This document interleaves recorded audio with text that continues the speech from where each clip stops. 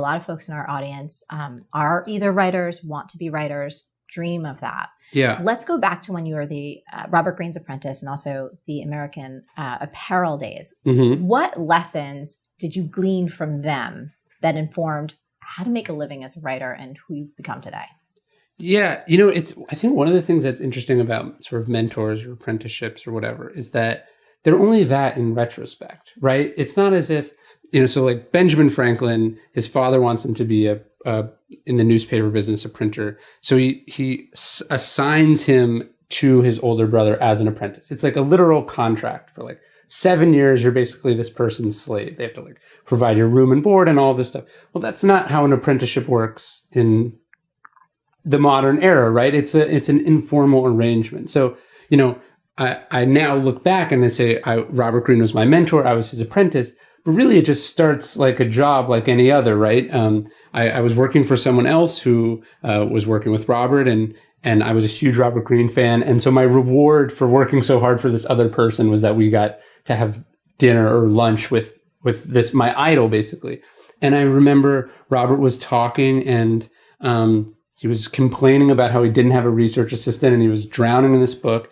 And I was like, I'll do it. Like whatever you need me to do, I'll do it. You don't have to pay me. Like, please, like, it was my dream job basically. And he was like, no one works for me for free. I'll pay you to transcribe these interviews. So that was my first job. I had to transcribe dozens of hours of interviews between Robert Greene and 50 Cent and everyone in 50 Cent's entourage. So it was a very surreal experience. I had a day job, and then at home I would go home and just listen to these interviews and transcribe them. And then I did a good enough job that he gave me another thing. And I did a good enough job that he gave me another thing. And I would try to, between those projects, whenever I would get Robert on the phone, I would ask him a question. I'd say, how do you do your research? Or, when you had your first idea for a book, how did you know it was real? Or, what can I do better? What I'm like, and I would see it as, okay, he's paying me to do these tasks. Yeah.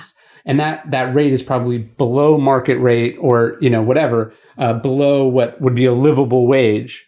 But what is an hour of Robert Greene's time worth? And if I can sneak 15 minutes here or there, that's a huge reward for me. Like I remember a couple of years ago, there was a controversy where, Sheryl Sandberg was trying to hire an unpaid intern. And a bunch of people got really upset. It's like, you're a billionaire. How could you not pay someone? And I think it's so short-sighted to think that the value of working for Sheryl Sandberg is $15 an hour. Yes. It's what is an hour of Sheryl Sandberg's time worth if you could theoretically even purchase it. And this person is going to be around her. So what I really learned from Robert was the craft I learned how to make a book and how an author lives and works before I'd ever even really had anything to say. So then when I did discover something to say, it was like, oh, I can just put these two things together and I know where to go from here. Was that dream of being a writer as a livelihood alive in you? Or was it kind of perhaps almost like a hidden seed where then you became around someone who you greatly admired, who happened to be a brilliant writer. And then again, as you went on your journey, you found like, I have something to say too. And now I have these tools and this framework. Yeah. I mean, I think it's like a little of both. Yeah. I think I always I was obsessed with books and I loved books, but I don't know about you, but like I didn't meet anyone doing, like you didn't meet anyone doing what you were doing when you were 9 years old. Right. So it wasn't like a thing, like, yes. It's, writers exist because, books exist, but sometimes it's not till you really meet one and you're like, oh, they're just a person and this is a profession. Just like, my dad's a carpenter, or, yeah. like my friend's dad works at an insurance company. And so I think one of the great things about working for someone who does what you want to do, or is at least in the industry that you want to be in, like, let's say you want to be a musician and you're a janitor in a recording studio. What you're figuring out is like, oh, this is a business, a system that has a logic and like anyone can figure it out. Yep. And that these other people who are doing it are not that much different than me. And so I think I wanted to be a writer and that's why I so admired him. And then meeting him, it was like, I think it was nurturing the seed. And then it was like, oh, this is if you water a seed, if you give it enough sunlight, if you protect it from the elements, it's going to grow into a plant, and I think that's what that process enabled for me. you don't want to be around just other people who are aspiring to do what you're doing because you're all in the same boat, right? Yeah. So it's like, I think a lot of people want to be writers, so they go get an MFA. And it's like really the only person in that environment who is a professional writer is the one teacher. So it's like you and like 50 other people, and you're paying hundreds of thousands of dollars or tens of thousands of dollars for the privilege, when really, you could be the house cleaner to a writer in your neighborhood and have more one-on-one time with them and learn their routine. And so, you want to be around people who've done what you're trying to do, so you can sort of destigmatize it and it can lose some of its mystique. Yeah. Because it's not, none of this stuff is that, Robert's a brilliant man, but he's not a rocket scientist, he's not LeBron James, like doing this sort of unreal thing. He just worked really hard and figured it out, and then he can pass that knowledge on to someone else. Yeah. Let's get to, I love many of your books, but like Obstacle of the Way, The Obstacle is the Way. I remember sitting down and reading that when I was in LA, and I loved it. Like I was sitting there and highlighting and underlining, and I was like, right, yes. And then Ego is the Enemy, Stoicism, for anyone watching that is not familiar with the philosophy, tell us about it. And then also what inspired you to make this such a big part of your work? So I was introduced to Stoic philosophy when I was right around the time I met Robert. So probably like 18 or 19 years old. And I nerded out about it. I loved it. I've always loved history and really old things. And then as I would go around and be like, have you ever heard of Stoic philosophy to people? I'd be like, that sounds horrible, So one of the things I tried to do in those books is try to take this thing that I'm super passionate about and translate it to other people, because I realized the phrase Stoic philosophy already sets off like 50 red flags for people, right? Stoic means you don't have any emotions. Yes. Philosophy means like things that academics talk about but has no practical real world value. That's not why I love this philosophy.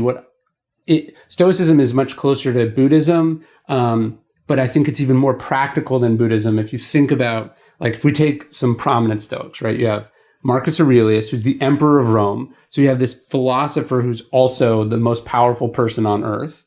And then you have Epictetus. He's this other famous Stoic philosopher, and he was a slave. So he was a slave who got turned into philosophy. He gets his freedom and he dedicates himself to this thing. So it's this framework for extreme success on the one hand and extreme adversity on the other. And then Seneca, who's probably my favorite Stoic, is on the one hand the political advisor to the emperor of Rome. So he's a Karl Rove type or a sort of a political fixer. And then on the other hand, he's Rome's most famous playwright. And so you have this philosophy that's really designed for people facing real world problems. They're trying to make sense of the world. They're trying to deal with their temper. They're trying to deal with frustrating people around them or their fear of death. And they're just writing their thoughts to themselves or to their friends. And then somehow all of this survives. So it's this really great collection of wisdom that you could spend your whole life going through. And what I've tried to do in the books is just illustrate those principles and tell them. So the reason you like it is not really it's not really my writing. It's that you're resonating with this thing that's been tested on millions of people for 2,000 years, right? And I'm not making any of it up. It's like, this was true in this situation, was true in this situation. And then I'm just collecting them in a narrative that allows you to make sense of it and to, oh, okay, I get, because I think a lot of times when you see these big names that you can't pronounce, people are like, oh, that's not for me. Yes. But if you hear the same wisdom applied to a story about, I don't know, Tiger Woods or Eleanor Roosevelt, you're like, oh, I get it because I've heard that before. Yeah. I think you do a brilliant job of it. And I love it. And so much of it resonates with the way I intrinsically live my life. So there's a little bit of affirmation in there as well. I mean, I say Stoicism is basically what your grandmother would have told you or how your grandfather would have lived his life, And that's what Stoicism really was too. It was like Cato is one of the other Stoics, and he was considered a philosopher even though he didn't write anything down. And think about Socrates, right? Socrates doesn't have any books. It's that he lived his life in a certain way that made him a philosopher. And I think we've lost sight of that. We think philosopher is like someone who works at Harvard and wears a turtleneck and asks questions that there are no answers to, Yeah. And really philosophy is like a really great person who's excellent in all forms and they're living an exemplary